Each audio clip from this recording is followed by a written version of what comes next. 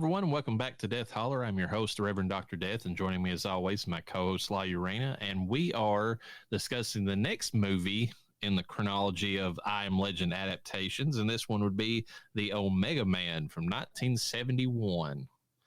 Tagline, and this is actually a decent one: the last man alive is not alone. Now, that's a motherfucking tagline right there. That is a tagline if a tagline was ever taglining. That's how you do it. Yeah. Directed by Boris Sagal, and you can tell when you watch the movie, Boris was notoriously known as a television movie director. Okay. So if this looks like a television movie, it's because the guy that directed it that's what he did. Gonna be real honest with you, it just looked like an old movie to me. It's got that vibe to it that it could have been on like CBS back in the day or something. I mean, it's got a little bit of it. Written by John William Corrington and Joyce Hooper Corrington, who did the screenplay based upon Richard Matheson's novel. Okay. Music by Ron Granier. Again, I can't find a budget and box office for this one, and I don't know why, because I would think of any of them that this one would be easy to find. And I backtracked you. I went and looked on Google. I was like, okay, it's somewhere. He's just not looking. It's not. There's no fucking numbers. Not even a guesstimate. And it makes me angry because I would like to see how bad these things bombed or didn't, you know, depending upon what happened. But the only one I officially have is I Am Legend when we get to it. Well, I would hope that they would have that. I will say this. Let me see. So The Last Man on Earth has 81% on Rotten Tomatoes. Hold on. Let's go to the audience versus... Oh, okay. It has a lower audience score. So 81% on the tomato meter and 69% audience score. I am shockingly more with the tomato meter on that. Let me see. It's got a 6.7 out of 10 on IMDb. I mean, I think that's fair. I think that kind of goes with the audience score. Usually when it shows Google users, it'll say, X percentage of Google users liked this. It does not give it on this one. Now, for Omega Man... 1971. It's got on Rotten Tomatoes, it has a 65% on the tomato meter and a 53% audience score, and I'm sure we'll get into what we think. It's got a 6.4 out of 10 on IMDb and no percentage of Google users liking it or not. That's just something random that pops up for me, I swear. So... Principal players, we have Charlton Heston playing Robert Neville, so it's book appropriate name this time. It actually is the character's name in the book, who's just an American badass. I mean, if Kid Rock sung that song about anybody, it was Charlton Heston in this movie.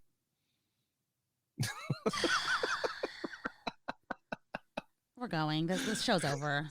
Good night, everybody. Good night. Charlton Heston is obviously known for the Planet of the Apes movies, the originals. Never heard of them. Soylent Green. It's people. There's spoiler alert. Ben-Hur, the Ten Commandments. He played Moses in that, folks, which is, I mean, I don't know how people felt about that, but he also played a Mexican in Touch of Evil, so I don't know how people felt about that either. What'd they do, just slap a mustache on him and give him a corny-ass accent? He had a mustache, and he was as bronzed as you can be in a black and white movie. Like, his skin is just like, I mean, I think he was just very tan, but it comes across as like, he might have been like, some makeup on or something. Be honest, Reverend, you're looking at me right now. You're in the presence of a Latina. Does he look more Mexican than me? Yes. Yes, I said it's not hard. I know I sound white. I can't help it. My parents didn't teach me Spanish. And I speak like a Californian. That's not my fault. That's just where I live. I'm not going to blame Reverend for sounding like he's from fucking the South. Okay? Just not going to do it. But I'm also very, very, very, very pale-skinned. So... I don't know if I'm trying to see if there's any good images online that you might be able to Google. Look at if I put my hood on. Google Touch of Evil, Charlton Heston, and then take a look and see what you think of him. It's if I put my hood on, do I look like one of the people in this movie?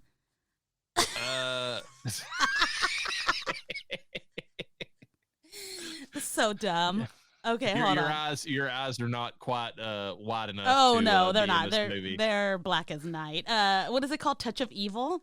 Touch of Evil, Charlton Heston, and then go to the Google Images and you'll see what he looks like in it. Oh, there it is, right there. Okay, hold on. Let's just go to the images real quick and see what the fuck he does. Okay, he's invited to the carnet.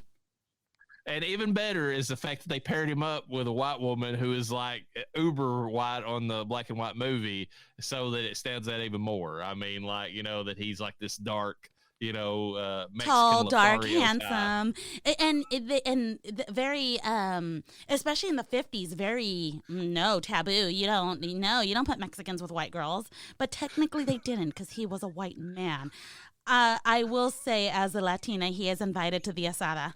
He's invited to the carne asada. He's invited to the carnitas. He passes. And he was in a movie called The Awakening, like back in the 80s, which is I think a mummy movie of some kind. I'm not seeing it. I need to watch it at some point. Rosalind Cash plays Lisa, who's that fine vagina in this movie. And she is naked a lot in this movie. Yeah, she's a little bit of jungle fever for Charlton Heston in this one. Yeah. I don't know if that's an appropriate term anymore, but that's what they used to call it. So, I mean, I'm sure it's not, but I mean, like, I don't know. I like, do they get mad? There's a whole ass movie called Jungle Fever. I know. There's a line in this movie we'll get to in the quotes because I had to put it in there. But when he talks about being 160 proof old Anglo-Saxon, I about lost it. I was like, you can't get away with that anymore. No. You just can't fucking do that. Mm-mm. Oh my God. I just Googled. I just Googled jungle fever and it gave me the actual term, which is any of several tropical diseases, but especially malaria. It's also a slang/ethnic slur, so they've changed it. Attraction of a person of non-African descent towards people of African descent. Which is funny because when I think jungle, I don't think of African Americans. I think of certain Asians. Well, maybe that's called yellow fever. I'm going to get us in trouble. I'm going to get us canceled. We're canceled. I probably got us canceled for saying jungle fever, but that's literally what they called it back in the time when this was filmed. I mean, I'm not saying anything that wasn't there. I mean, I think it was a dumb term, but, it is what it is. Yeah. She was in The Adventures of Buckaroo Banzai Across the Eighth Dimension, which is like, that title just goes on for days. Decent movie, though. It's actually very good sci-fi movie for like a cult type movie. And then Tales from the Hood is a fucking good anthology movie. Have you saw that one? You probably haven't. I have seen bits and pieces of it. My husband loves that film. It's clear that both of you have jungle fever. And I don't hate what I've seen. I just not been inclined to watch it. I am sure there's going to be a season that you're like, this is what we're reviewing. And it's like, okay, well, this is what we're reviewing. We will be doing an anthology season, and that is one of them. I think it's from part 2, but I believe his name's David Keith, is in Tales from the Hood 2. He plays, or maybe it's the end of part 1. But whenever there's a line that keeps popping up on TikTok, and it's my favorite line ever. It's where it's the final reveal of the movie, and I mean it's spoiler slightly, but he turns around and he tells these people because it's just like all the old Tales from the Crypt movies where they find out they're all dead after they hear the stories of which were how they died honestly throughout the whole thing. Yeah, and he turns around to him and he's like, "Welcome to hell, motherfucker!" And then he just starts like laughing. It's like my favorite thing ever. Okay, I've seen that. That's not a spoiler alert. I've seen that. Oh my God, you and Noah, I swear. Anthony Zerbe plays Matthias, who is the Ghoul cult leader and Luddite, and he was also I don't know why people don't catch this. They act like, whenever I was going through the trivia, people were like pointing it out. It's like, did you realize he was also the news anchor who was talking about the end of the world? I was like, yeah, how could you not notice that was the same dude? But okay, well, I didn't, so fuck you. Well, he was, for anybody who doesn't pay attention to the movie. Oh my God. God, he's in a lot of movies. Cool Hand Luke, License to Kill, The Matrix Reloaded, The Dead Zone. He was in quite a bit. Interesting. Wait, but where did you Lincoln, get the term or the word Luddite from? It's an old term. Like they were a group of people like during the very start of in England specifically, I believe. Whenever it might have been, I don't know if it was prior to or the whenever the industrialization happened, or if it was, but there was at some point where they went around destroying like mechanical things because they believed that people should go back to the old ways of like agriculture and all that. So anybody who's against machinery, they call them a Luddite, just going because that's the name of the people who specifically tried to rise up and destroy the machines back in the day. They might have been right. I don't know. You know, we're getting AI now. Maybe we went too far. Maybe they had the best decision. Who can say? Okay, but didn't they make? I don't know how you pronounce it. It's those medieval rock throwing. Is it a trebuchet? Trebuchet. Okay, trebuchet. Thank you. Is that technically machinery? It is, and it's like, okay, so you're not cool with guns, but you're fine with trebuchets, which are on the way to guns. Yeah. It's like, come on, Matthias. Like, what the fuck are you doing here? It's a rock launcher. It may not be a rocket launcher, but we're literally just a syllable, you know?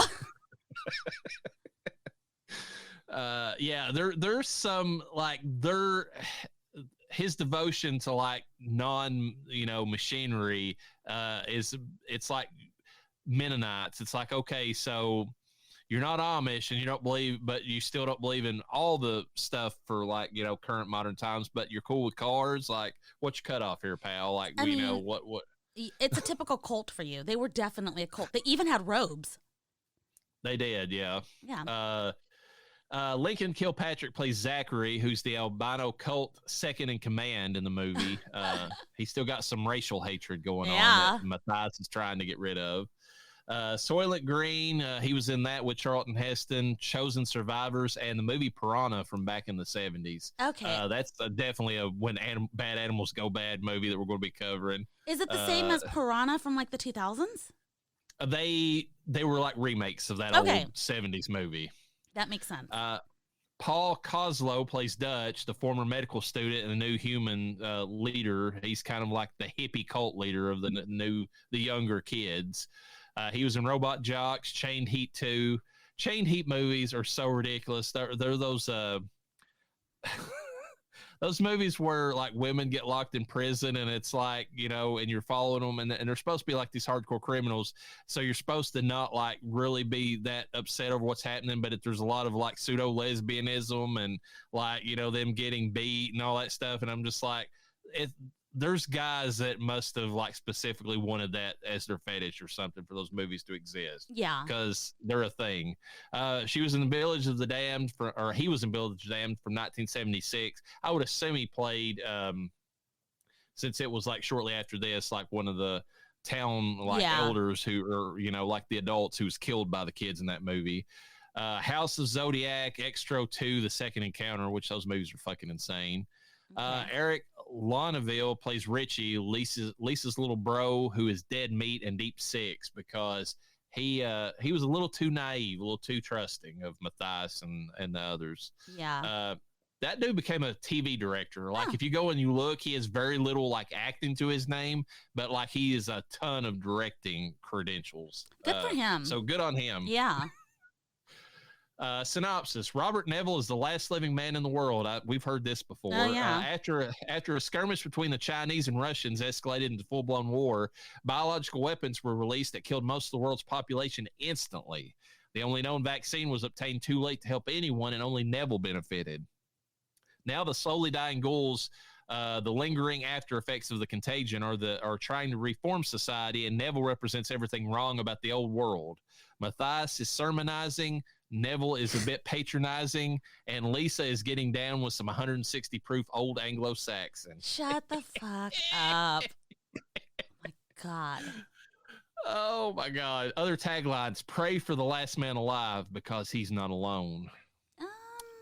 I'm not upset.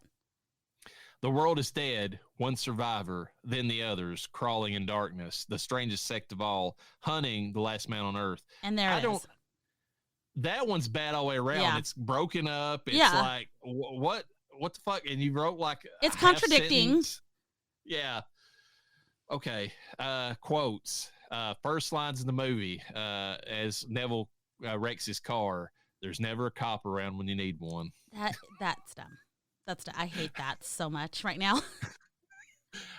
Little girl, are you God? And then Lisa, let's find out if he's even a doctor before we go promoting him, okay? Pretty sure he had Lisa screaming for God later on in the film. Oh, yeah. Later on in that day. Matthias, one creature caught in a place he cannot stir from in the dark alone, outnumbered hundreds to one, nothing to live for but his memories, nothing to live with but his gadgets, his cars, his guns, gimmicks, and yet the whole family can't bring him down from that. And then Zachary was like, honky paradise, brother. And Matthias is like, forget the old ways, brother, all the old hatreds. I put that in there because they do try to make like a little bit out of the whole, like, now that people are like either ghouls or, the last surviving humans, like it's kind of dumb to be, still worried about racism, even though That's true. It's going to be a thing. But and they're besides technically being racist. They're all white as hell, hating this man of color. That's what I was going to bring up. Zachary is whiter than Charlton Heston. Yes, movie, so. They're all white. Even the black people are white. They did whiteface in this film, and nobody's talking about that. They did do whiteface. After the family has taken Neville into the little room for questioning, Neville's like, tell me something, would you? Are you fellas really from the Internal Revenue Service? I loved that. Hearing the family loudly holding a book-burning revel outside, Neville's like, at it again, I see. What will it be tonight? Museum of Science? Some library? Poor miserable bastards. Matthias, definition of a scientist, a man who understood nothing until there was nothing left to understand. And then Neville responding back, well, so there is a little fight in the forest after all, or a little light in the forest after all. I like the fact that Neville just doesn't give two shits about Matthias. Matthias is like putting Neville up on like this pedestal, which he kind of is in the movie. Yeah. He's up above all of them. But like, Neville's just like, you're fucking scum. Like you were just like, he basically, I mean, if you want to like go by common terms or like, modern times, it's almost like he sees Neville as like, or I mean, Matthias is like a guy from CNN, like, I can't remember the names of like the one that like recently got disgraced from CNN. Oh, but God, like, there's so many.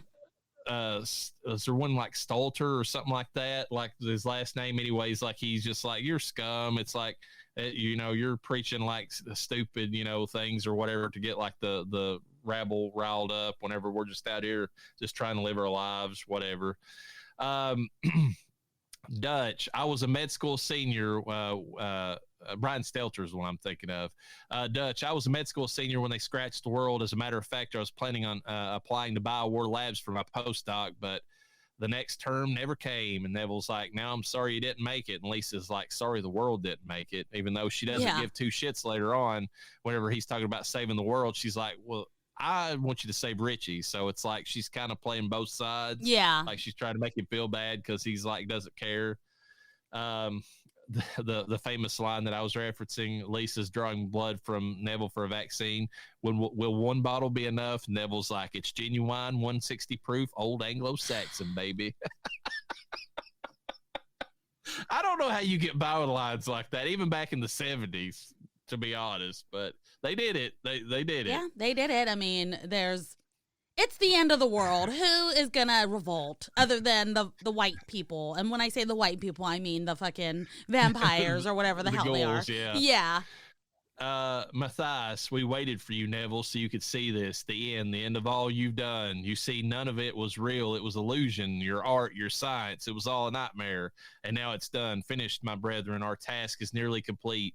He was the last of those who brought the punishment to us. We have cleansed and purged his world. Now we must build. And Neville responding back, build coffins. That's all you'll need. I mean, I like how he gives two shits about these ghouls. You know what's funny though is that they sat down and legit had a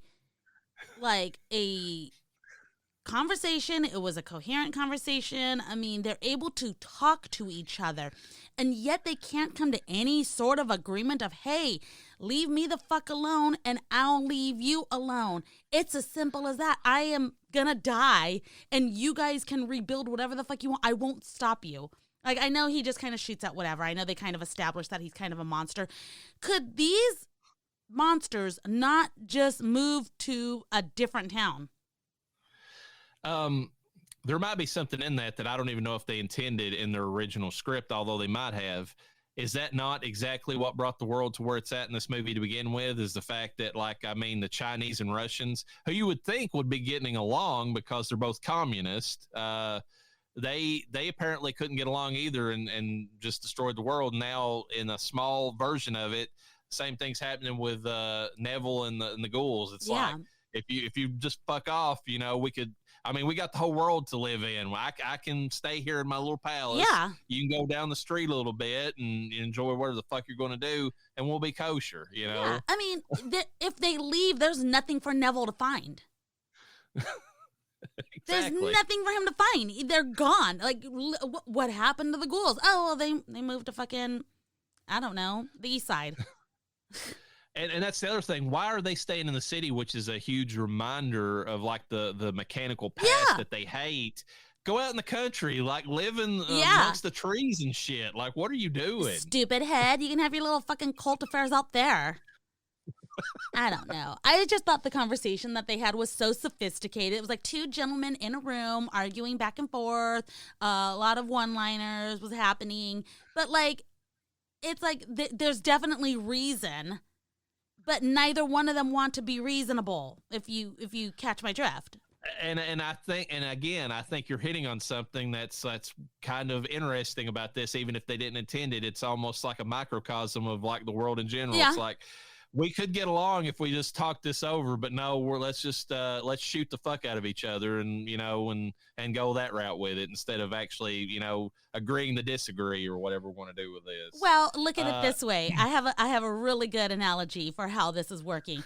They were looking, the thing about The Last Man on Earth is they said that Vincent Price wasn't good at bringing forth the all-American male. And I guess we could definitely say Charlton Heston did. He's got that typical all-American man kind of look, but he represented America in more ways than just being the typical American male. He represented America fucking in other people's affairs. And the other people having their affairs don't take kindly to that, and now they're just like, fine, we're going to fucking fuck with you now. Yeah, he goes down the streets. I mean, you can't get more American than this, really. I mean, and it's commentary. He goes down the street in a Ford Mustang, at just blazing down the road. Like, I mean, not giving two shits, with a submachine gun, just taking pot shots at these fuckers as like and they're not even sure that it is them, because we find out that it's regular people he's shooting at. And it could be. And I mean, you want to take this a little bit step further on if you want to take this analogy, although I still don't think they meant this in this movie. We've got somebody with sophisticated United States, you know, guns and, you know, military weaponry against people with fucking rocks. Now, literally. Does that sound like anything that's happened in the last 20 years? Middle East, maybe? No. Don't know what you're talking about. Look, the point is, America, stay out of people's fucking affairs. And they won't. I mean, I bet you if he stopped fucking with them, they might stop fucking with him. I don't know. It depends on what kind of. He is only one man. I could see them wanting to be like, let's just fucking take him out. Like, I don't want him to be a threat at all. Like, I can't necessarily blame them, and he is the minority. And I mean, and I can't blame Zachary or whatever for always telling Matthias, it's like, one gun. That's all you need. Just one shot, and he's out. Like, we can end this. Yeah, it's pretty funny, actually.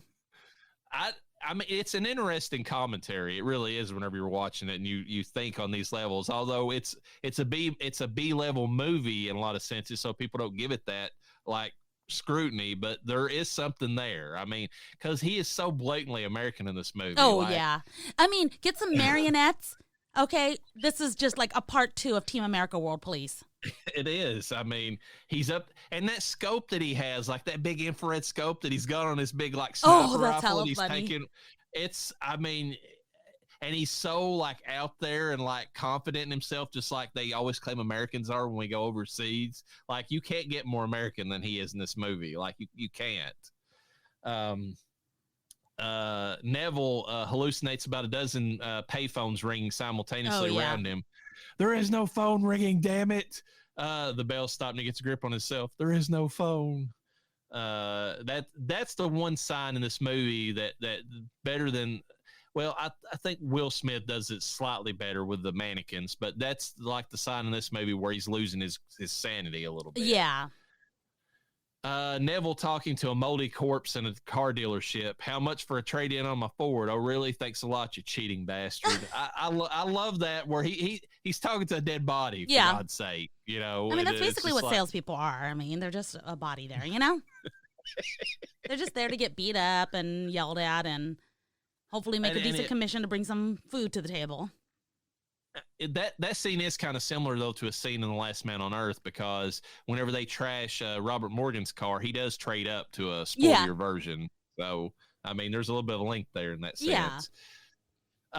Visually, the ghouls in this, I like the look of them. I do like that albino, like they got the grayed out eyes and the whitish looking skin. I mean, it's simple, but it works for what they're trying to get across. I mean, they even don't they have like patches of rawness to their skin too? Yeah, they have chunks of skin, chunks of skin missing, basically.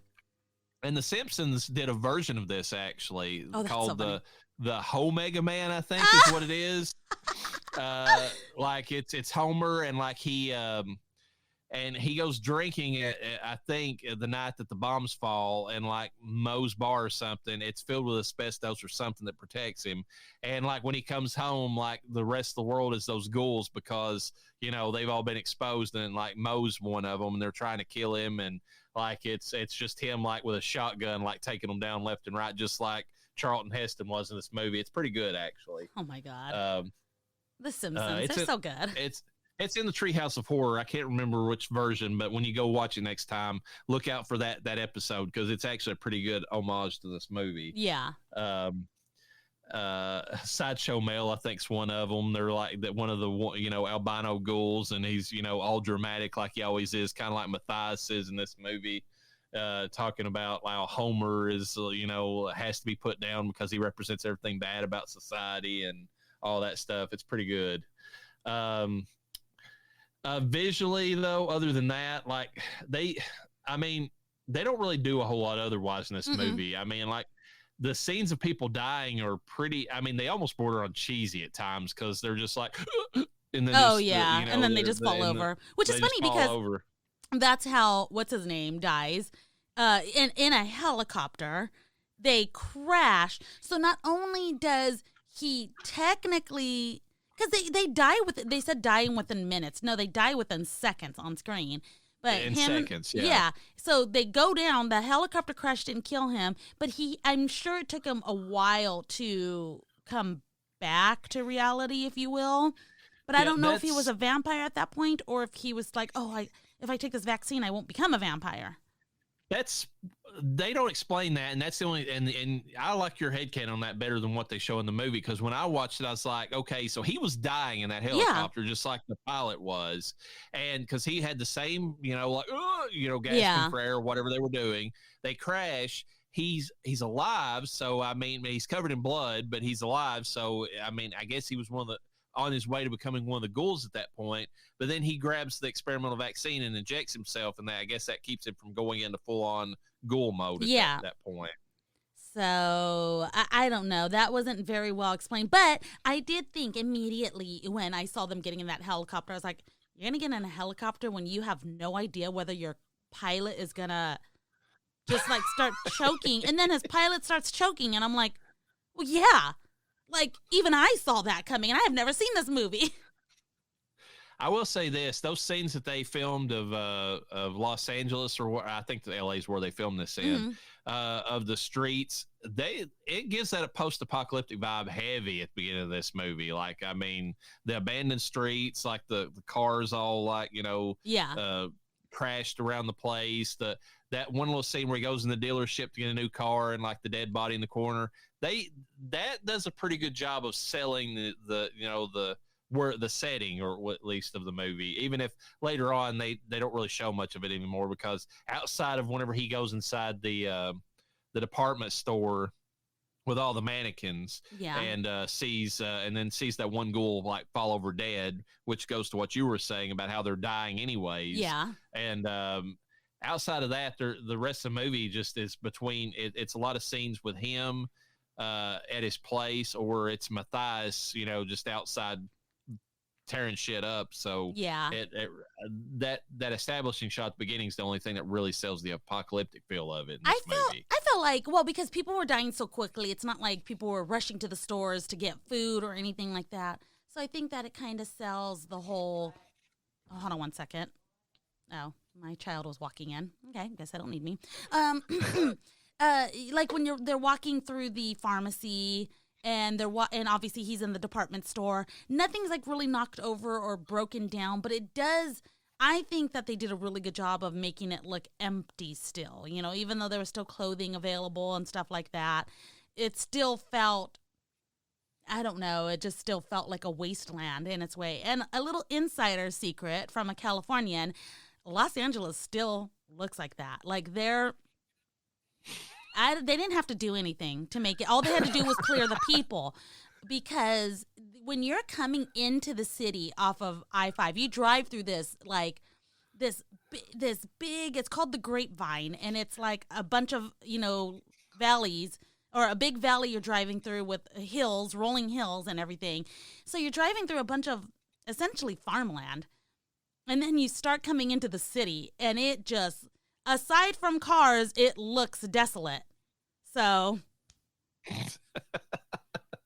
Probably more so now since everybody got the fuck out of there after the 2020 nonsense happened. But I mean, and you got the homeless, so you got zombies. You got Matthias amongst the out there on the streets. And even better, the last time we were out there, it was not. I wouldn't say the last time, but like we were there right after COVID. They were letting people go to Disneyland, I think, and it was still with the mask. Everyone had to wear a mask everywhere, and if you weren't wearing one in your car, oh no, buddy, don't you dare. But when we were out there just towards the exiting of COVID, barely the exiting, so people were still on edge, we had heard about homeless taking over a park, and they basically created a living situation of sorts, but you had to be approved to get into it.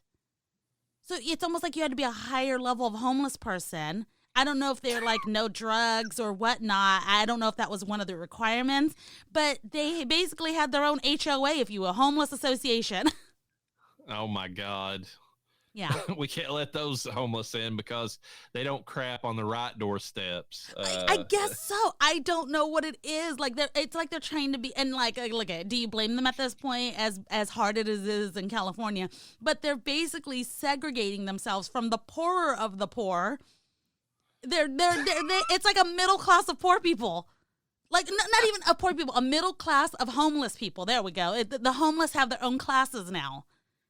And that's just wonderful. I hate to say it, but it just feels like it's just a natural human thing to have classes, classification. You would think that the destitute would be like in this movie with a cult. They'd all like get together and they just all be one. But like, no, they even have to have classes within in the lowest class. Or whatever. I'm gonna find an article on it because we were listening to it on not the news so much, but like I guess if wherever you're gonna get real information, not the mainstream media. And we're like, me and my husband were just looking at each other like, this is not real. Like, this can't be a thing.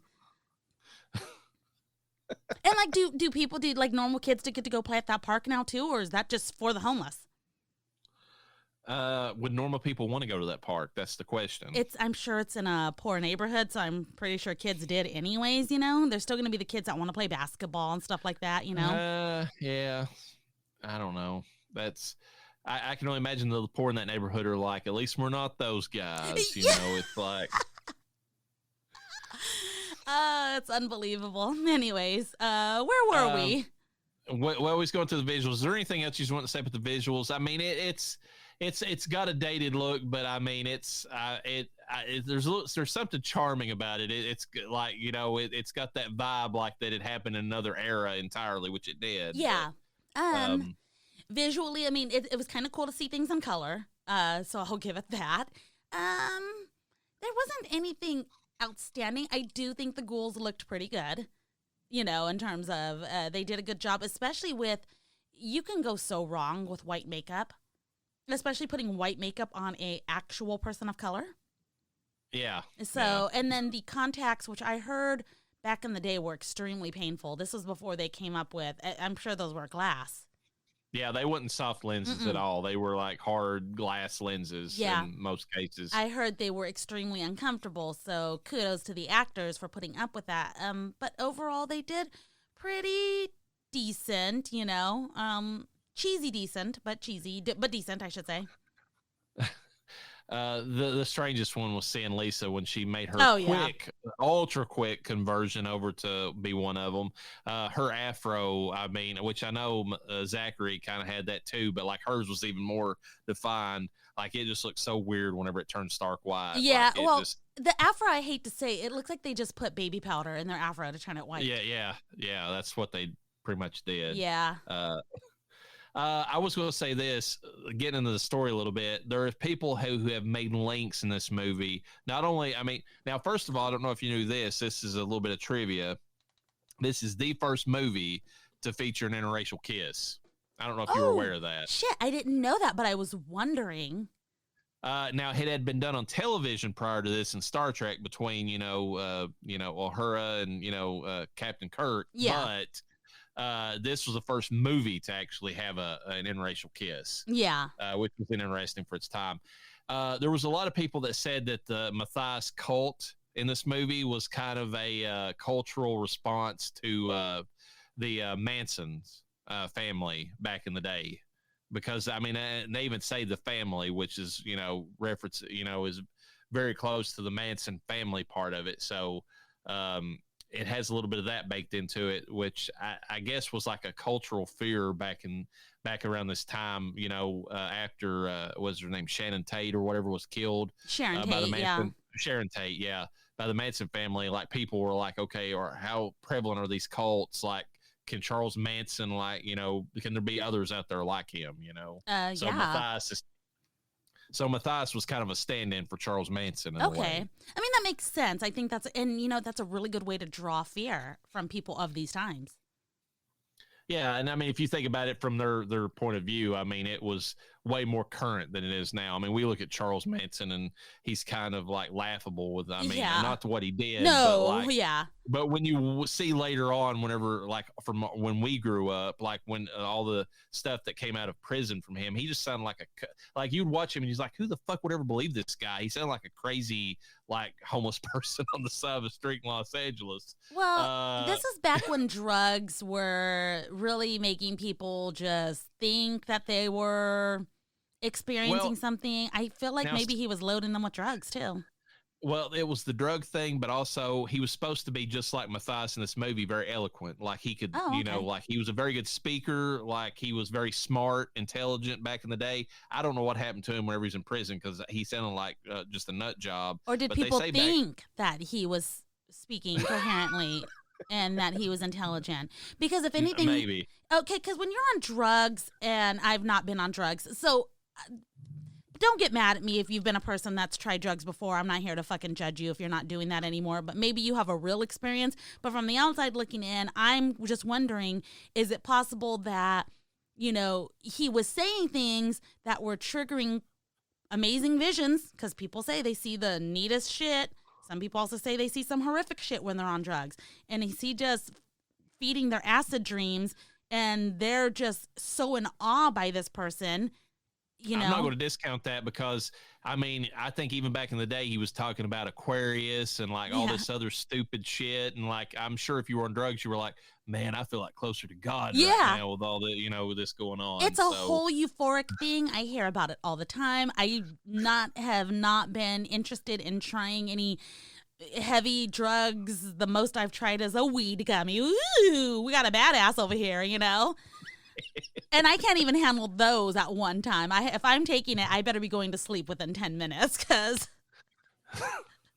I can't. Hey, those are, according to Totally Killer, those are a lot stronger than the weed back in the 70s now. That is true. I mean, that I have heard or that. in the 80s at least.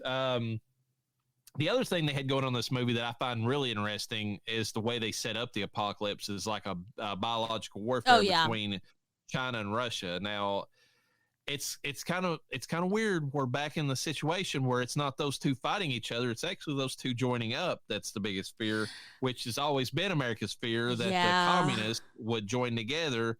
And even back in, especially in the 70s with, not even Vietnam. I mean, like this was Vietnam era. So they were worried about that too. But like, I'm trying to think of the other, I don't know. I'm blanking on it. There's another Asian country that they had just got through fighting or whatever wars in for like years before this in the 50s. And so like they were always worried about Korea. Korea. Yeah. So the Korean War, like so this is still playing on all that stuff. Like, and I don't know if you remember as a kid in the 80s, but like that fear heightened to like the nth degree in the 80s. Like if that moment, a lot of younger folks don't realize this, so let me step back in the Wayback Machine and preach from, my soapbox here as an old man. But like whenever Reagan made that, decree for them to tear down the wall, like, I mean, that doesn't seem like much these days. That was a huge moment. Oh, yeah, like, definitely. I mean, are you talking about Berlin? The Berlin Wall and all that stuff. I mean, it was... Because, I mean, they were still telling us, not that I ever believed that this was ever doing anything, even as a kid, but they were still instructing us to get on a school desk in the event that a nuke would be dropped by the Russians, basically, as children. That reminds me of I don't know why I instantly thought of the song Crawl Out Through the Fallout. Have you heard it? Yes. Why does that song exist? That should be a song that was made for the video game Fallout, but it wasn't. It was made in the 50s. Right after they Oppenheimer, invented the nuke, like very much like nuclear fears came into effect, and this movie goes the other route and doesn't make it a nuclear apocalypse, but it does make it like the battle with the communists and all that. So. I mean, you put yourself back in the day, that was another fear they were, kind of playing on in this movie quite a bit. Yeah. Which that's a good fear to play on. I'm sorry, but it is.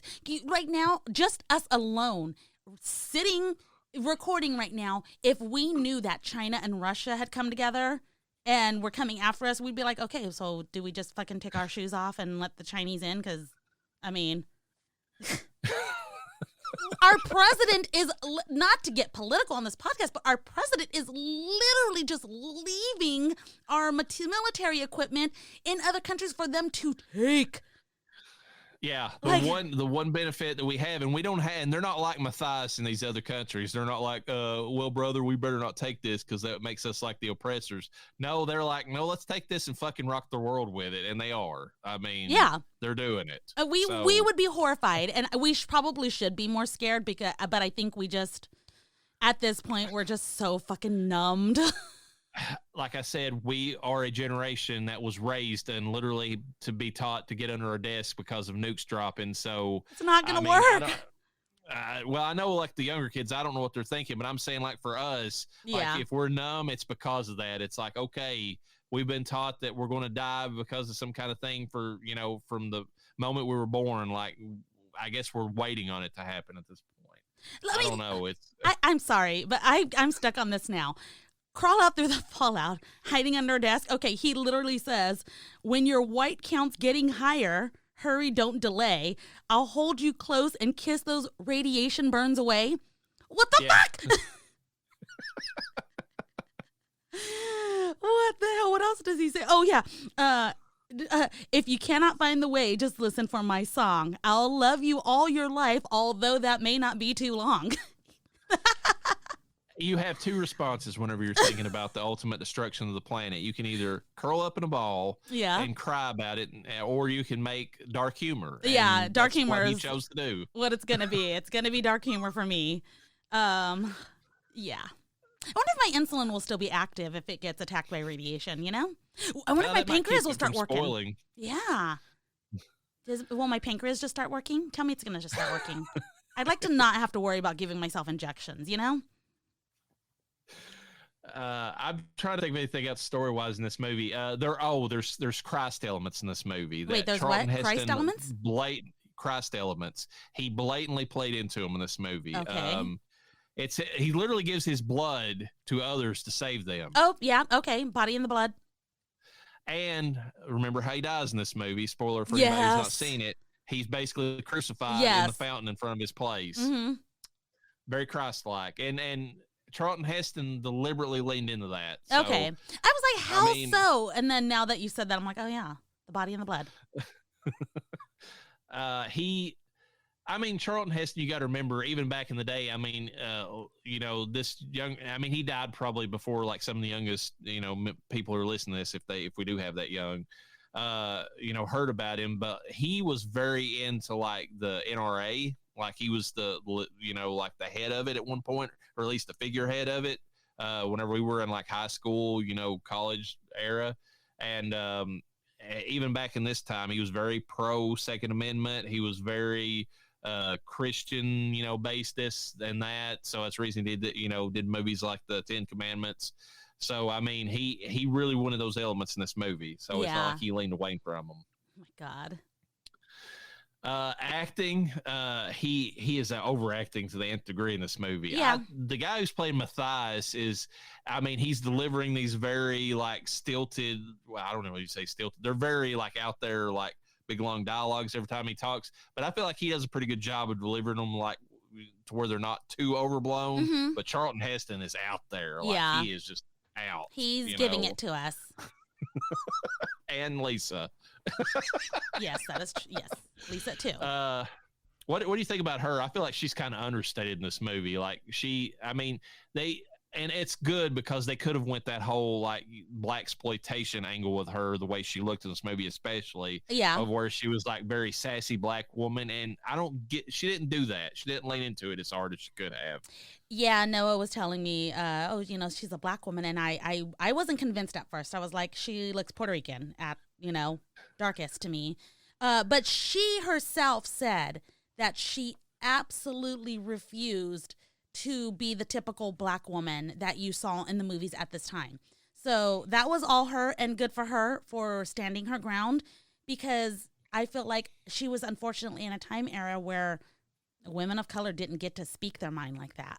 Not in America anyways, maybe in other places where films were being made, but in America it was like, nope, we don't probably even want you in our films, not for anything major, which is fucking ridiculous. I thought she was pretty good, but I feel like you're right. They did underutilize her because despite being, maybe she wasn't a typical black sassy woman in the film, but she was just a typical sex, toy in the film.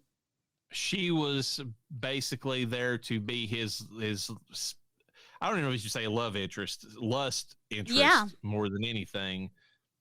And they built a little bit on her with that relationship with her and her brother, but then like how quickly she turns toward the end of the movie, like we don't even get resolution from that because she doesn't even really respond to Richie's death because she's already turned over to a ghoul at that point. Yeah. Whenever he's dead, he's dead, but you could tell at some point he was he's coming back to life.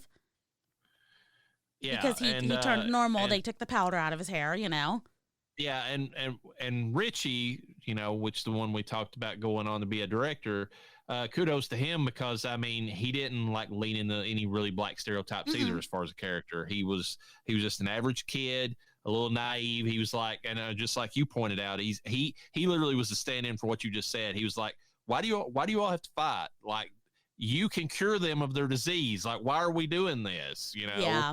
And then Charlton Heston kind of a, you know, a little bit symbolic, was just like, fuck them. I ain't going to heal those fucking freaks, you know. It's because like, fuck them, that's why.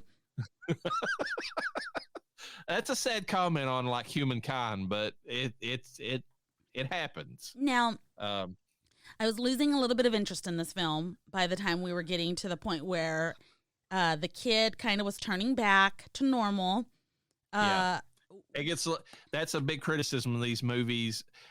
Now they said it. I've read this criticism about Last Man on Earth. I don't feel like it was that bad in that movie. Actually, I enjoyed it most of the way through. This one slows down during that point, and it's just like, oh, come on now, come on. You know, it's like, I need a refresh or a recap of what happened between the kid, Lisa turning, and that's it. Like I must have missed that, or I just didn't.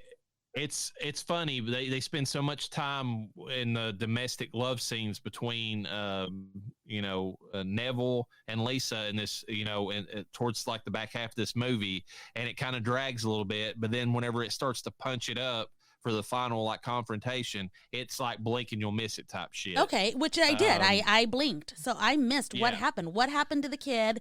How did he end up dying? Richie goes to the state courtroom building, or the LA courtroom building where Matthias is held up.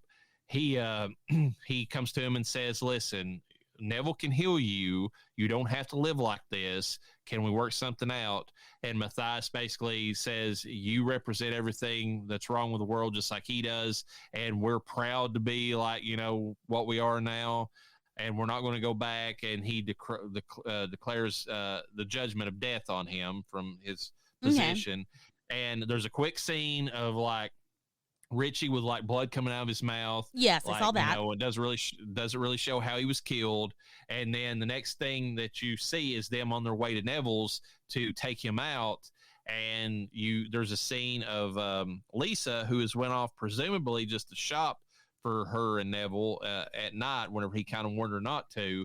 And she has instantly converted. Like there's been like no like hints, you know, even like, you know, because with Richie, it was a slow turn. It was like, you know, his skin was getting the albinism, and it was like his eyes were turning, but he wasn't quite there.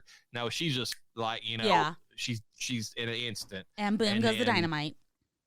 Yep. And then she joins the cult because I guess if you become one of the ghouls, that instantly makes you one of them. I don't know how that works either. One of us. Weebo wobble. And then at the end of the movie, she helps.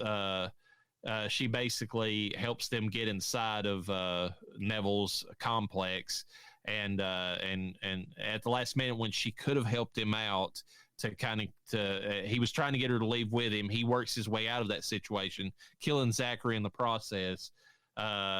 Before he can get away, she kind of turns on him because Matthias kind of plays into his, you know, Charlie Manson part of it, you know, convincing her that she needs to, you know, kind of help them. And then Neville gets harpooned basically. Yeah. Which goes back to what you said again.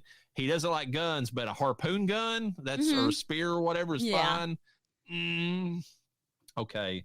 Matthias, it's all great, you know, shades of the same thing, but whatever you want to argue on that. I bet you as soon as like the last human is gone, which is Neville, I bet you like Matthias is like, okay, let's take his guns. Like, no, you said no. I bet you they don't even eat butter. They've probably got some kind of weird dietary thing. It's like we can't have this because it represents the old times, like processed canned foods or something. Yeah.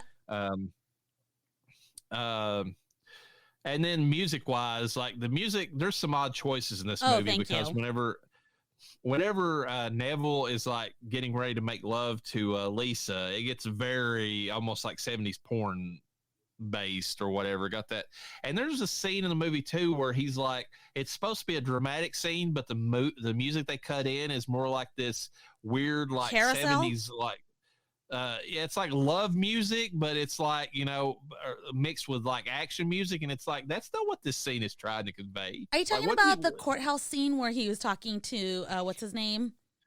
Matthias and Neville are kind of like talking to each other. Is that what you're saying? Yeah, there's weird music. It sounds like a mixture of jazz mixed with carousel music. Yeah, yeah. And at the beginning of it, and I've got that in the trivia, there was supposed to be another song that it was a Frank Sinatra song that he was supposed to be singing while he was in his Ford. They couldn't get the rights to it, so they put like some kind of breezy jazz version of like some other song on top of it, which doesn't really like fit that well. I'm gonna be real honest with you. I liked the jazz 8-track he was using. I did. It did not bother me. I thought it suited the times. It was a little calming. It was funny because it's soothing and relaxing. He's just having a drive down the fucking into the city, and then all of a sudden, boom! He's just fucking shooting at some silhouette in the window, and I'm like, hell yeah! Like the selling point of this movie is fucking Charlton Heston. Like, yeah. I appreciate Matthias. I love some. I mean, even though they're long-winded, some of his lines are just. I mean, the way he says them and everything else is just so good. But like Charlton Heston being just so out there, like as the way he is in this movie, that's where you watch this movie for. You don't watch it for like trying to get some kind of inner meaning on anything or even like The Last Man on Earth where it's got that lonely apocalypse. No, you're watching Charlton Heston just chew through the scenery like left and right in this movie. Like that scene where he goes in the movie theater and he's watching for like the umpteenth time some kind of footage from Woodstock that was out there that had been filmed.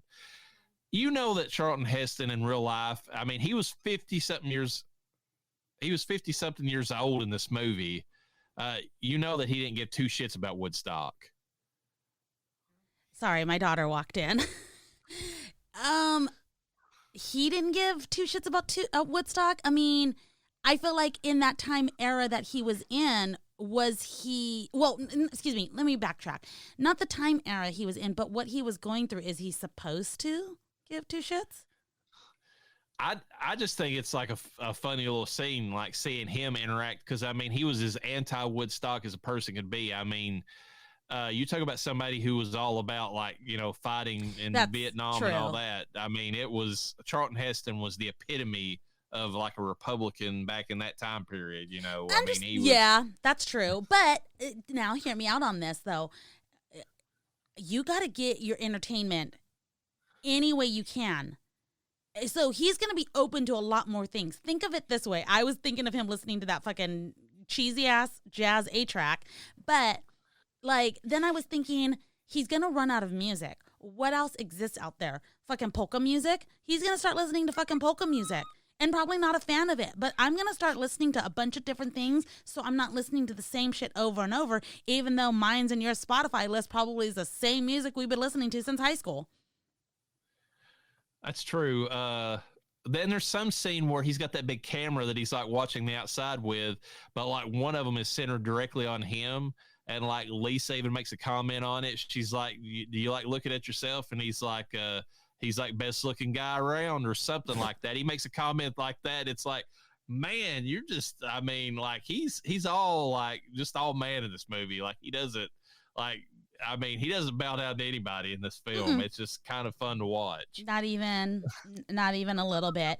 Do you think that when Star Wars came out, I think the first one came out late 70s, like 77. And I don't think that we had, what's his name in there, Emperor Palpatine yet. But do you think Palpatine came from the look of these creatures? Now, George stole from a lot of stuff, so it wouldn't surprise me if he stole the look of Palpatine from like the black hooded creatures. Yeah. Because I mean, he does, and he even has like, I mean, isn't his skin like very white and stuff, just like these monsters too? Pale skin, pale eyes. Yeah, he does. He has the eyes kind of like that, but although his is like yellowish looking, I think, in the movies. Yeah, I wouldn't be surprised. I mean, because he did take a lot from like different sources. So, I mean, he might have watched this and that stood out to him. It's like, that's a cool look for something. I want to use that in my movie. Yeah, I'm thinking he did. Because when I saw them, I was like, oh, well, at least, I cannot word right now. Specifically Matthias. I was like, Palpatine. That's a good call. I didn't even think about that. But I Now, wasn't thinking about Star Wars watching this either. So back to the topic of music, though. Aside from me liking that horrible jazz music, again, taking his leisurely stroll, I thought the music was god awful in this. It did a lot of it did not match what was going on in the scene. It was very Japanese. It's anti. It's actually anti the mood of the movie Mm-hmm. whenever it's been played. Yeah, there was actually some good action scenes too, and it was actually thrown off by the music, which is terrible. Yeah, the action scenes were like that very terrible, like 70s, like TV action movie, like riff or whatever if they were going on, and I'm just like, that kind of hurts. If you rescored this movie, I think you can make it even better than what it is. Oh honestly. yeah, I think so. I agree with you on that one. Not to say that you couldn't improve upon other parts of the movie, No. but like, I mean, the music would definitely, if you just left what was there, rescored it, punched it up in that way, I think it would add a lot to this movie. I feel like there's always things that we're like, oh, if we change this about a movie, we change that. No, I think you're right. What if we didn't change anything other than the music? It could dramatically change a lot of fucking films. Well, even like that, I mean, it would for sure, because music is, I mean, people don't give it credit for what it adds to a movie. You watch like The Lord of the Rings. I mean, if you're into those movies, that music from Howard Shore is like, it's chef's kiss. Like it's that stirring, like, orchestral, grand epic music or whatever. The movie wouldn't be half as good as what it is without that going on. Yeah. And like this movie, if you had a good score behind those scenes where the people are dying, even though it looks cheesy as is, it would make those scenes actually be more effective than what they are currently. Yeah. I mean, as far as like conveying like how deadly this virus was that kind of swept over the planet after the two were fighting each other. Thinking, I mean, yeah, because the way I felt about this in general, just watching it again for the first time, was that this virus doesn't seem that scary. I don't want to turn to one of those people, but is that really the worst way to live? Yeah, I mean, well, it's not. I mean, that's, I saw somebody make the comment, try and read some others' reviews to kind of get some like ideas of what other people thought about this. And some guy pointed this out. I guess it's not a invalid criticism. Says that most post-apocalyptic movies are libertarian dreams. Because you've always got like the scene of the guy, or whoever the protagonist is, just like in this one in particular, driving down the road in like a premium car, got the best weaponry you can get. He's just living his best life because the government's off his back. Yeah. He don't have to worry about other people like getting in his shit anymore. It's just like him against the world, and it's like, literally. I was like, I want to hate that comment because I lean libertarian, but I'm like, you're not wrong. It's like, it really is one of those things where it's like, yeah, that's kind of what libertarians want. It's just to be left the fuck alone.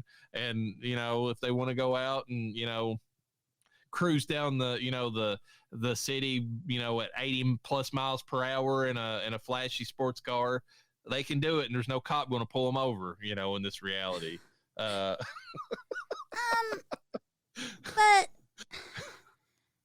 okay, but at the same time, okay, and it sounds like I'm defending the dark side over here, but like not Matthias, what's his name? Why can't I remember our main character's name?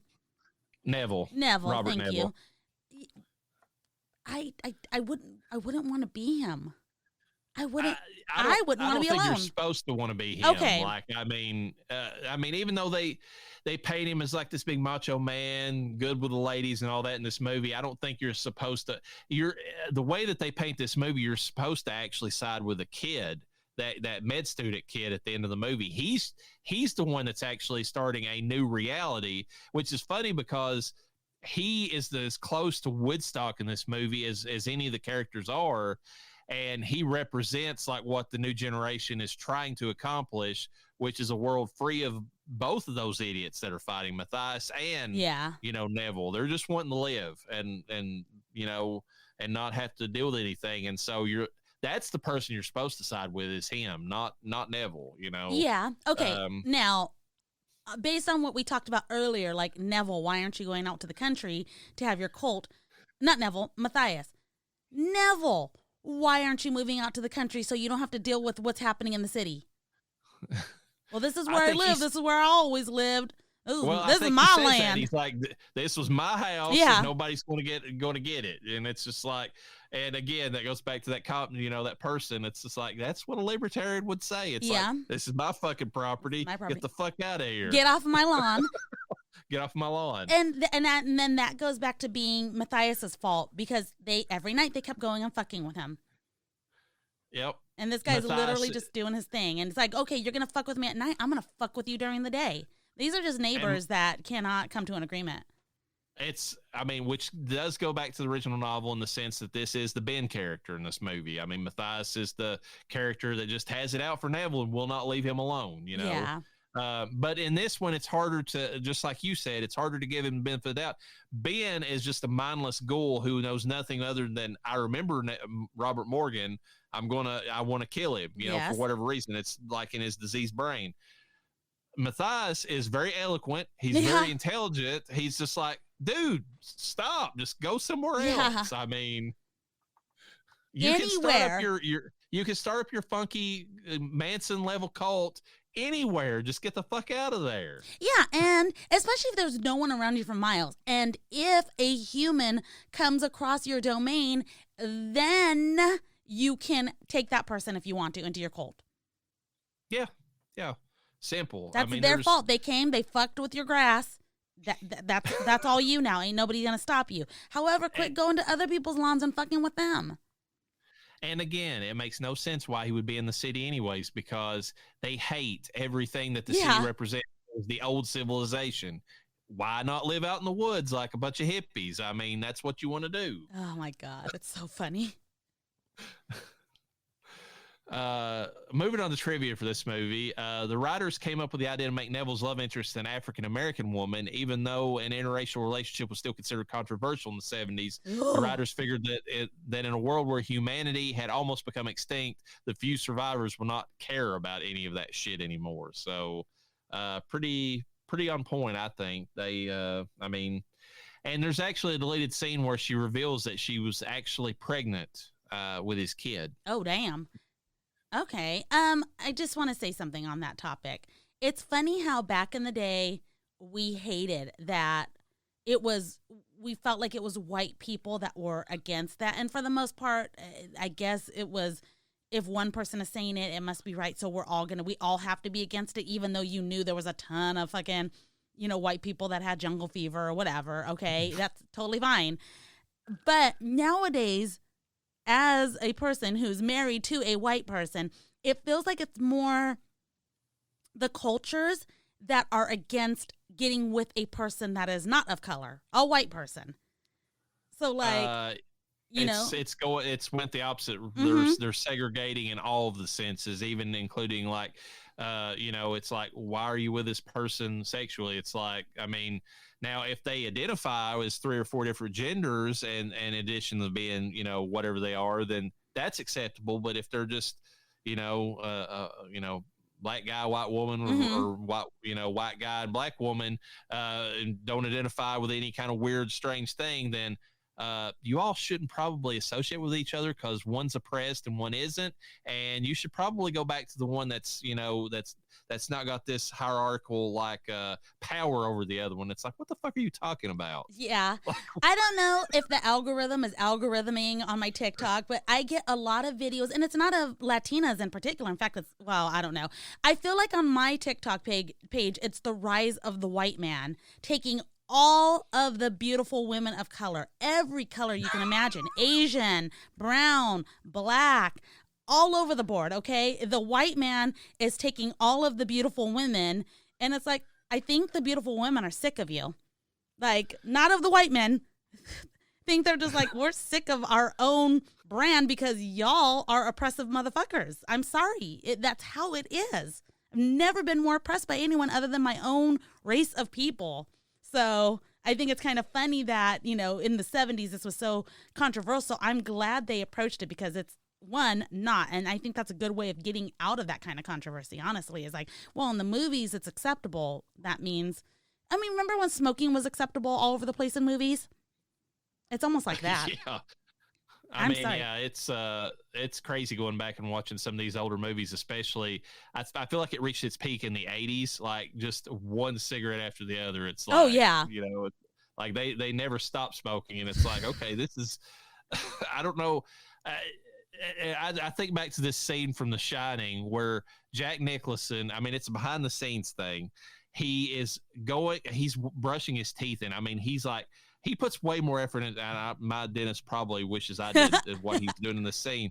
I mean, he's like just going to town and like, you know, really getting in there and scrubbing his, you know, teeth and all that, because he's getting ready to have a scene where he's got to kiss Shelley Duvall or whatever her name is in that. Wow. And then he just lights up a cigarette right after that. And I'm like, why even bother brushing your teeth? Reverend, it's okay. They were menthols. And of course, in that same movie, she has that scene where she's got the ash that you're just sitting there. You've got more anxiety about it than you do about the ghost. It's like, how the fuck is she kept that thing from just like falling all over the place? I like the internet memes on that too, because they've made that ash like super long, even go outside the frame. Yeah, now it just looks ridiculous. Oh my god. But yeah, you think, and I mean, if anybody's ever been around somebody who smokes, it's like there's no way in hell like that. I mean, like that if you're with a smoker, then maybe you don't care. But like if it's a non-smoker to smoker, they don't that kissing somebody after they've done that, it's not going to be pleasant for you. I mean, it just isn't. Okay, I mean, it isn't. I've definitely gotten Noah to stop smoking cigarettes a long time ago. In fact, way before we even got married. But I don't know how he pulled it off. He's the only person I know that has smoked that didn't have a gross mouth, because that is a thing, FYI. Two, now you got the smokers that have the douche flutes, is what we call them, which is the e-cigarettes, if you will. Oh, yeah. They're flavored. Definitely no gross mouth, but I feel like it is so dangerous. I feel like those are so dangerous. They allow you to smoke nonstop and not even think about it, you know? I just see people like, I mean, I was watching a stream earlier with somebody and on YouTube, and the guy was hitting it like every 4 seconds, I feel like. And I'm just like, I don't know how that's healthier. I mean, you know, it's not. There's chemicals in there that's still propelling that. So, I mean, you're breathing them in more than you are if you were, I mean, unless you're a chain smoker. I have seen that too, where somebody literally won't even let the one burn down. They're lighting up the other one with it. Yeah. Oh, man. Okay, anyways. Rosalind Cash was uneasy before her love scene with Charlton Heston, saying it feels strange to screw Moses. Oh, okay. She has a point. That's hella funny. Like, you were Moses. Whoopi Goldberg, as batshit insane as she is, has remarked that this kiss between the characters played by Charlton Heston and Rosalind Cash was one of the first interracial kisses to appear in a movie, which is what I said earlier. Yeah. So, good on them. The production company wanted a locale that looked like an abandoned metropolitan area, but it was too costly to build. The producer drove through downtown LA one weekend and discovered there were no shoppers, so the majority of the film's exteriors were shot there on weekends. Wait, what? Just like you said, they literally drove into LA and said, this place looks abandoned. Let's just film here. Yeah, Even back in the 70s. Downtown Los Angeles is wild. Back during COVID, and this is funny because this is one of the times where we had to go, but we also had to wear our masks in our car. We went to a Stranger Things. It was a drive-through experience. It was so dumb. We'll just leave it at that. But anyways, it was at like an abandoned parking garage. Which I'm like, did they even have to pay anyone to like put this up there? I'm sure they're making money. It was a huge production company, so I'm sure they did. But yeah, that when I was driving to this area, I'm like, where the fuck are we? You ever seen National Lampoon's Vacation where he's driving through the ghetto and they're stealing his hubcaps? That's what I thought was going to happen. I think that every time I drive through a city, that's just me where I live in the country, but you know. That's hella funny. The facade set used for Neville's fortress home still stands relatively unchanged on Warner Brothers Ranch Park Boulevard, formerly Columbia Ranch in Burbank. It can easily be seen using Google Maps 3D. Wow. The facade faces east-southeast, so I mean you can still see Neville's house on there. Okay. Charlton Heston had read the original novel on an airplane coming back to Los Angeles and was very interested in a modern adaptation of the book. He was totally unaware that the film had already been made into, or that the book had already been made into a film years before as Last Man on Earth starring Vincent Price. So he sure did no homework on that. Mm-hmm. I bet. I've never heard of that film. You fucking liar. The 8-track that Neville plays in his car in the opening sequence is clearly Sinatra's Strangers in the Night, but presumably due to licensing issues, an instrumental version of A Summer Place is used on the soundtrack instead. Okay. So there's your music. Richard Matheson said that the Omega Man was so removed from this book that it didn't bother him. The one that's the farthest away from his fucking book, and he's just like, well, it doesn't even resemble it, so I don't fucking care about that one. Yeah, and it's not called. Well, the book's called. Not the book. The movie that we're thinking of is I Am Legend. So yeah, he. I kind of get it. I mean, he can't be mad at this one because it's like it's so far out there, it doesn't even resemble it. So it's not like they attacked his baby like he felt like the first one. Did they mention his name in anything though? Like, did they say based off the story? You know, I don't think they did. Okay, well then I wouldn't be mad because they're not using it. They had to give him credits because it's based upon his book, but I think that's all they did was give him, whatever production credits for that. Okay. Charlton Heston had approached Orson Welles to direct this. That would have been an interesting movie to watch. Yeah. Touch of Evil was Orson Welles movie that starred both of them in the movie. In the film, the plague that causes the end of the world was unleashed by germ warfare as a result of the border war between China and Russia. In fact, China and Russia had some very serious border skirmishes during 1969 that had many of the world leaders concerned about the possibility of all-out war between the communist superpowers. So this was actually a real thing that was happening at the time, was the two of them fighting. Okay. And now they're joined together and scaring the shit out of people in a different way. I don't think we can be happy with the relationship between China and Russia no matter what they do. So whatever. Tim Burton has said that this is one of his favorite films, and the one film that he would bring with him if he were stranded on a desert island. He later worked with Heston on a remake of Planet of the Apes. Okay. I think Heston played one of the apes in the new version that Tim Burton did. I don't like Tim Burton's Planet of the Apes. I think it's one of his worst movies, and I love the original Planet of the Apes, and I actually like the new series that they came out with, but Burton's is dog shit. I mean, it's really bad to me, at least. Which is funny that this would be the movie that he chose because he's also worked with Vincent Price, and it's motherfucking Vincent Price. Yeah, Vincent Price was actually the voice. He was in Edward Scissorhands. Yes. He was the creator. Which that took me a minute to realize. I was like, he looks like that guy from Edward Scissorhands. He was the voice over for I want to say that it was Victor or some kind of other name like that. It was a little short film that Burton did way before he ever did any of his other movies. It's like a little drawing thing that he did. Frankenweenie?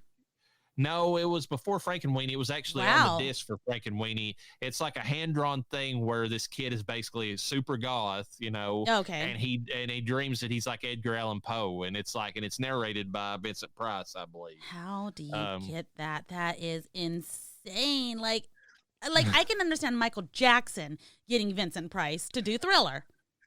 Yeah. But Tim Burton wasn't big back then.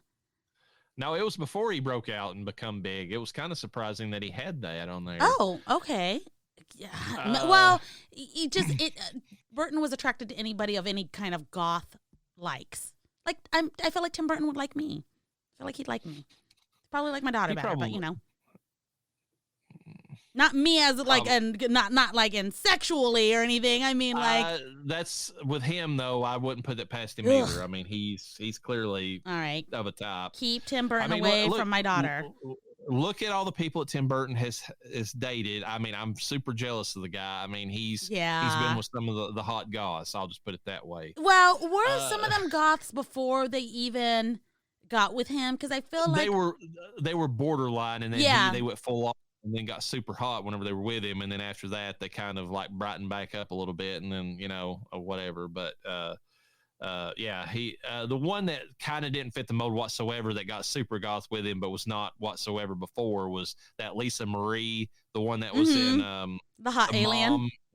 Well, she was also the hot alien, but she was the mom in Sleepy Hollow. Oh yeah, she was the odd one out because Helena Bonham Carter and Eva Green were both like very close to goth before they ever got with him, and then went full on whenever they were with him. So yeah, they definitely were. At minimum, they were emo.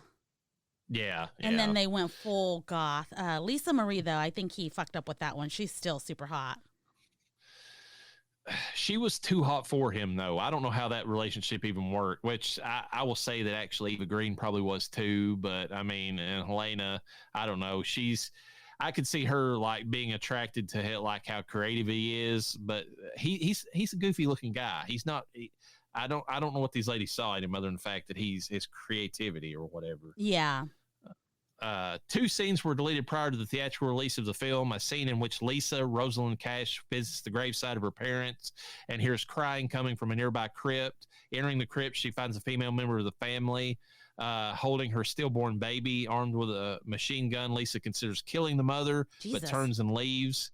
In another deleted scene immediately following, she tells Neville Charlton Heston about that incident, whereupon he asks if she took care of her, and Lisa tells Neville she couldn't do it as she reveals she is pregnant with his child. Jesus. That actually says a lot about Neville, too. It's just like, well, did you take care of the bitch? It's like...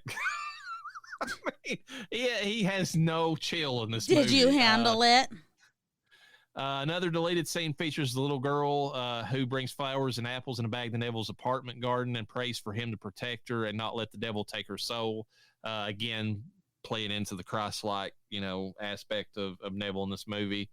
The film takes place in August of 1977. Again, it's in the future from whenever the movie's actually been released. If you want a post-apocalyptic movie to hit just a little bit harder, just set it a few years out from the time, and people are like, oh shit, that could really happen. The scene in which Heston's character watches Woodstock inspired Joel Hodgson to create Mystery Science Theater 3000. Oh shit.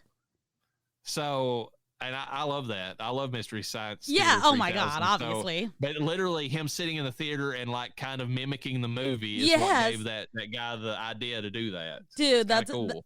That's hella awesome. The opening credits uses a font called Ravenscroft, presumably named after Thurl Ravenscroft, used for the sign of the Haunted Mansion attraction at Disney Park in California. So this movie uses the same font as the Haunted Mansion. What the hell? Well, I'm surprised they didn't call it. What is that one movie we saw where they said it's called Horror Font or something? That's not the name of it, but I was dying that they said that that's what it was called. I don't remember at this point. Do you remember what the movie was even about? No, I just remember just rolling my eyes because you said every actor was obsessed with the font, and I'm like, I have never heard of that. We're obsessed with the font of this opening of this film. Neville almost dies in a helicopter crash. Ironically, and this is kind of sad, the director of this movie, Boris Segal, was actually killed during the production of a miniseries World War III, where he walked into the tail rotor blades of a helicopter. Holy shit. So the director of this movie walked into the tail rotor blades of a helicopter later, or just a few years after this. Kind of weird. Heston encountered a similar odd behaving cult a year earlier in Beneath the Planet of the Apes from 1970, which is it really is close too, because I remember that movie, they're the cult in that movie where they've lived underground. They're very pale, just like they are in this movie. They got the robes. I guarantee you that if George Lucas didn't steal from Matthias in this movie, he stole from Beneath the Planet of the Apes, because where it's a sci-fi movie about, otherworldly, or the apes being like man-like creatures or whatever. Yeah. He took from one of these two movies. The plot line of people dropping dead from a super pathogen will be further explored by horror author Stephen King and his mega novel The Stand, which was written in 1978. Makes me wonder if Stephen King watched this and was just like, bingo. Yeah, you read my mind completely, because I was it's immediately when I heard that 1978, I was like, oh, somebody's copying. To be honest, though, The Stand is phenomenal. It's probably one of the best works of fiction that I think anybody in the 20th century wrote. And this is coked up Stephen King, right? He wasn't as bad. He hadn't quite got to the levels of cokedom that he did in the 80s. Okay. I mean, he was probably on pot pretty heavy. Okay, that's fine. Which I don't know how you could be creative on pot. I feel like that shit makes you. I don't know. I don't either. But I mean, people find ways to make it work. Okay. Somehow. I mean, I'm not even upset at them. A TV miniseries followed in 1994, but the seminal work that inspired it was Stephen King's short story called Night Surf, which was first published in 1969. So technically, he had the kernel of the idea for the super flu, because I've read that short story, and he mentions Captain Trips in it, which is what he later calls the disease in The Stand. So they are linked, and he did write this before this movie came out, but he probably watched this movie and was like, okay, I really need to make a whole fucking novel over this. We need to make this a thing. Yeah. The department store scene with a live person appearing was seen again in Stephen King's novel The Stand, and it's actually in the miniseries too. They're in I think it's character Nick Andros is because he's kind of, I think he's deaf in the movie. He definitely can't speak, and he happens to see movement amongst these a bunch of mannequins that are all positioned inside of a store or whatever, and he kind of falls after the person. Almost makes me wonder if Stephen King took that scene from this movie and put it in The Stand. As we have come to find out, anything is possible. This was the second film that Charlton Heston and Anthony Zerbe starred in together. They starred in a Western called Will Penny before this. Heston was an avowed political conservative and war hawk in his personal life. It would have been extremely galling for him to have to watch and memorize lines from the Woodstock film with its promotion of hippie ideals, drugs, and anti-Vietnam stance. That's why I find that scene so humorous, because I know in real life he would have hated the fuck out of that. Hated it, but you know what? I mean, you're an actor and you're getting paid to do something, so do it. Yeah. At the end of this movie, Charlton Heston's character dies the same way he did in another movie, Khartoum, from 1966. His body stabbed by a lance. Damn. The final shot of Charlton Heston dead in the fountain is meant to be reminiscent of Christ on the cross. Amen. And they deliberately made it look that way. This movie, definitely not my favorite adaptation. It strays quite a bit. But as a movie, it's my second favorite of this lot, because it's just fun. Yeah. It's just fun to watch. It is. I mean, it definitely has that, it's got humor in it. Yeah, he's cracking jokes and sarcastic through most of the movie. It's you have to appreciate that, because as we have mentioned, dark humor is how you're going to get yourself through these times. Yeah. The way that he interacts with the corpse in the dealership is I mean, if you're going to survive this mentally, you've got to have that dark sense of humor. You're going to crack. That's all there is to it. I can't imagine, and I don't want to imagine, but that's, would be hard is if we had to go through these times, if there was no internet, which ironically the movie that some of us had been watching recently, Leave the World Behind, there was still, there was no internet. Not being able to contact the Scooby Gang to be like, guys, I'm alive, but I'm dying on the inside, Yeah, if you didn't have anybody to talk to, that would for sure be a thing. Yeah, I mean, even if I had the family, I'd still want to be like, God, I wonder what the Scooby Gang is doing, Well, I mean, yeah, you human beings are social creatures. I mean, we are. Even if you're an introvert, you need somebody every once in a while just to be to get that lonely feeling. I mean, now introverts don't need much, but they need something, every once in a while. Extroverts, I don't know how they would survive in this Mm-mm. situation. They'd probably kill themselves in the first few days, because if they couldn't find somebody else to talk to, they would be just like, what's the fucking point? Get me the rope or whatever, and I'm gone. Now, when you say introvert, you're talking about a real introvert, not these people that are like, sorry guys, I'm introverted. I'm gonna go now. I just can't. It's like, shut up. And then they're on social media posting all their business. It's like, yeah, you're not an introvert, and you don't have some kind of weird postpartum or post-traumatic anything. Calm down. yeah. I think people. I don't know that I've ever met anybody who is fully one. Well, I mean, I have met some extreme extroverts. I can't really say that. Introverts, I don't know. I've only met like a couple of people in my life that were like, I would say, were extreme introverts. Most people do want to get out and socialize at least a little bit. Now, their social batteries might wear out super quick, but they do like to get out and talk to other people every once in a while. Yeah. And this situation would suck. I mean, it just would been not having anybody to interact with. But he's got a little bit easier in this movie. Neville in this movie's got it easier than Vincent Price did in the first movie, because Vincent Price, I mean, had one ghoul who could even say anything halfway to him for most of the movie, and the rest of them were just like mindless zombies going around. Matthias could carry on the whole fucking conversation. Oh yeah.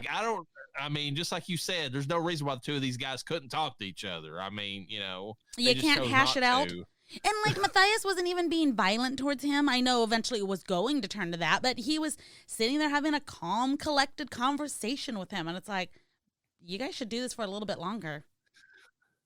Yeah, I think they would be. I mean, so I feel like Charlton Heston's character had a little bit easier in a sense, just because like the ghouls that were coming after him, like they were smarter and they could have done worse things, but they didn't deliberately, because they were trying to be better than him. And I mean, they were very, very well spoken too. So there's no reason why he couldn't have like carried, or at least attempted to like come to some kind of understanding with them. But, yeah.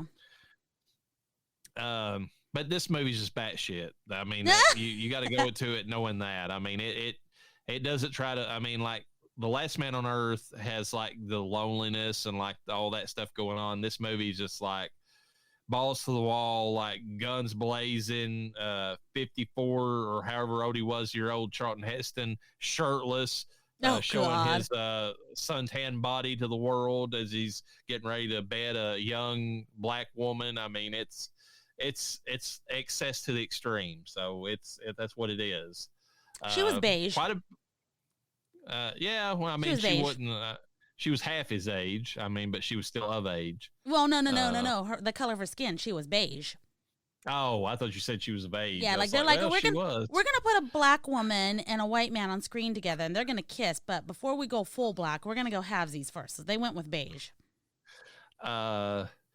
It doesn't have. I mean, it's got more humor to it than the next movie we'll discuss. Definitely. For sure. Anything else you want to say about it before we end this one?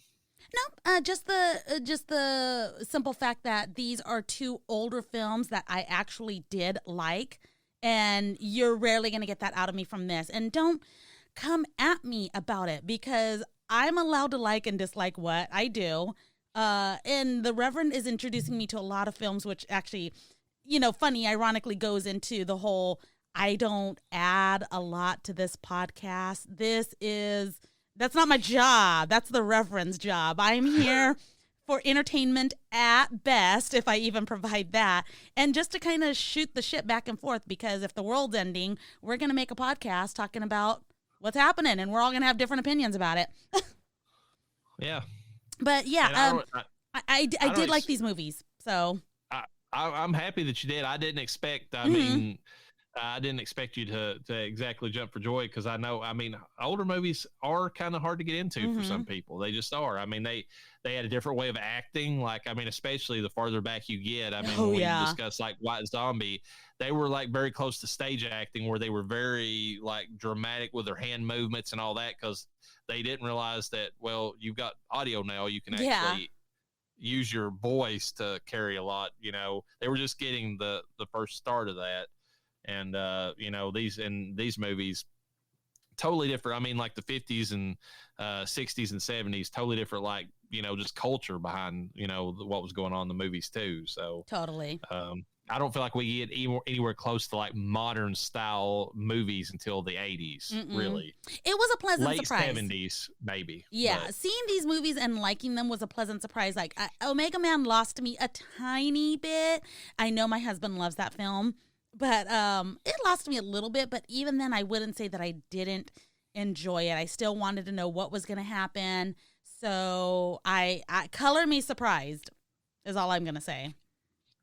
we'll see how you fare on the next one with I Am Legend. But anyways, folks, with that, peace be with you. And with your spirit.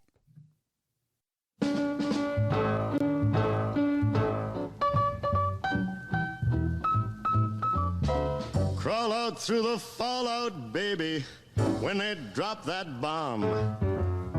Crawl out through the fallout with the greatest of aplomb. When your white count's getting higher, hurry, don't delay. I'll hold you close and kiss those radiation burns away. Crawl out through the fallout, baby, to my loving arms. Through the rain of strontium 90. Think about your hero when you're at ground zero, and crawl out through the fallout back to me. Crawl out through the fallout, baby, you know what I mean. Crawl out through the fallout, 'cause they said this bomb was clean. If you cannot find the way, just listen for my song. I'll love you all your life, although that may not be too long. Crawl out through the fallout, baby, to my loving arms, while those ICBMs keep us free. When you hear me call out, baby, kick the wall out and crawl out through the fallout back to me. 'Cause you'll be the only girl in the world.